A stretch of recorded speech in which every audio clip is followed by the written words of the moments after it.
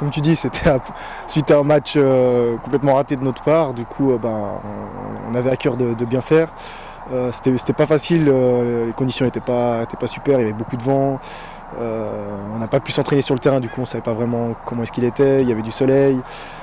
Puis en plus de ça, après 45 minutes, même pas 45 minutes, on a un rouge. Du coup, on va dire que tout ça fait qu'en étant parti rentré à la maison avec un 0-0, on peut être satisfait, surtout qu'on rate un penalty à la fin, on aurait même pu faire un petit hold-up et rentrer avec les 3 points.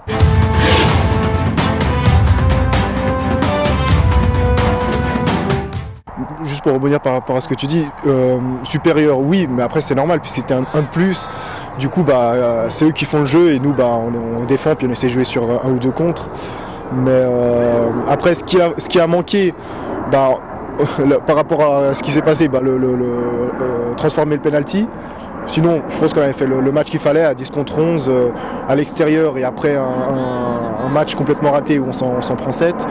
On ne pouvait pas non plus imaginer en mettre 10 et en prendre 0 contre une équipe qui n'avait pas perdu. Mais je dirais que voilà, c'est juste vraiment, si on transformait ce penalty, on avait fait le match idéal à l'extérieur.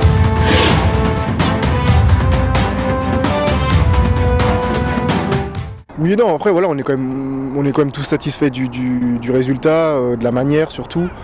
On va dire que si on avait transformé le penalty, ça aurait été un plus d'avoir 2 points justement de plus.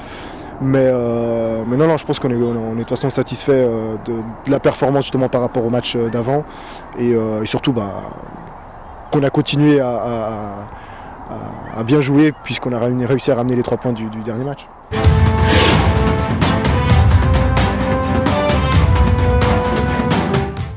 Là c'était en fait un match complètement différent puisqu'on arrive à marquer assez rapidement. Du coup la physionomie du match elle est différente. C'est eux qui doivent courir après le score, ils jouent à la maison et c'est une équipe qui joue assez bien au ballon. Du coup nous on s'est contenté d'essayer de fermer derrière, de jouer sur 2-3 contres. Bon, on a de la réussite parce qu'à la 45e ou 46e, la dernière seconde en tout cas, il y a un attaquant de chez eux qui se retrouve tout seul et qui met la tête au-dessus. Après, voilà, comme j'ai dit, on a joué les contres, on a réussi à bien défendre. David nous sort une ou deux frappes. Et sur une action qu'on aurait dû marquer, on ne marque pas.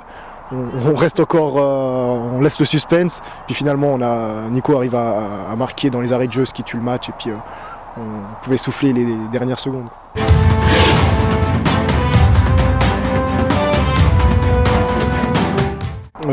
Oui, après voilà, les gardiens ils font leur boulot, les attaquants ils essaient de faire le leur, et en l'occurrence puisqu'il n'y a pas eu beaucoup de buts, on va dire que c'est peut-être plus les gardiens qui ont fait leur travail, mais je dirais que le nôtre il l'a fait plus puisqu'on n'en a pas pris, mais après c'est une question aussi d'action.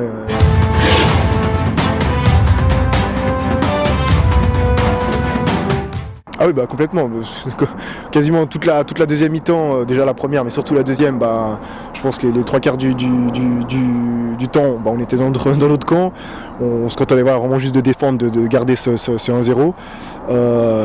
Ils ont quand même 2-3 actions plus ou moins dangereuses, au descente où le ballon il passe devant tout le monde, ou alors une ou deux frappes que David détourne, ou alors des frappes à côté. Et voilà, finalement sur un des contres qu'on a, on la met, ce qui nous libère vraiment, quoi.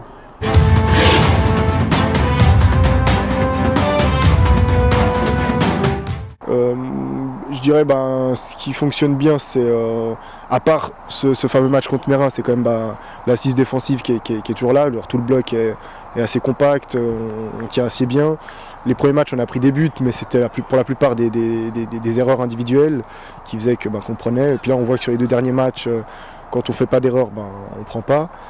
Ce qui a un peu moins fonctionné, de nouveau je reviens sur le match de Mérin, mais c'est quand on a la tête ailleurs et que les gens ne suivent pas, on paye cash toutes les erreurs qu'on fait.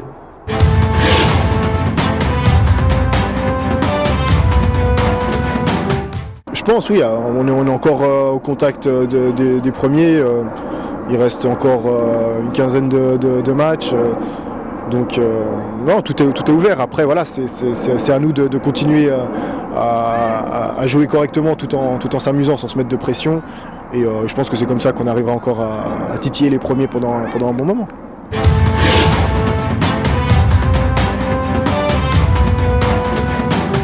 Ouais, j'ai... Comment tu sais? Les sources. Ouais, bah disons que j'avais les pieds trop petits, il n'y avait pas de chaussures à ma taille. Du coup, mon grand-père il m'a dit comme quoi pour que je puisse mettre des chaussures, il fallait que je tire mes pieds pour qu'ils grandissent. Du coup, bah j'ai essayé de faire ça pendant un moment. Ça marchait. Faut croire, puisque j'ai réussi à mettre des chaussures.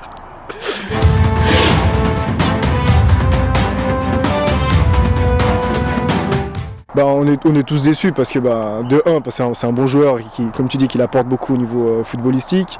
Donc voilà, c'est clair que ses qualités, il faut essayer de les retrouver chez un autre joueur, ce qui n'est pas forcément facile. Et puis après, il y a aussi au niveau humain, puisque c'est un super pote, une super personne.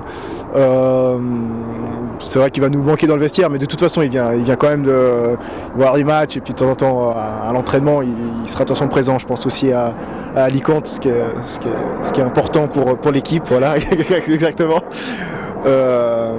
Donc, on va dire que sa présence est toujours là au niveau de l'équipe, mais pas sur le terrain. Pour lui, Marcos, ne pars pas, reste avec nous. On t'aime.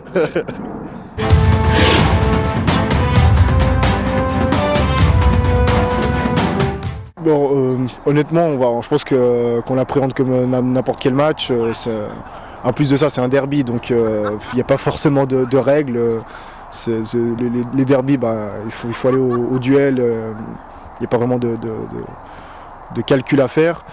Du coup, on va vraiment le prendre comme n'importe lequel. On va essayer de rentrer dedans. Puis, comme pour Verrier, si on arrive à marquer rapidement, on se met à l'abri. Puis c'est un match qui après nous avantage, puisqu'on mène au score, on mènerait.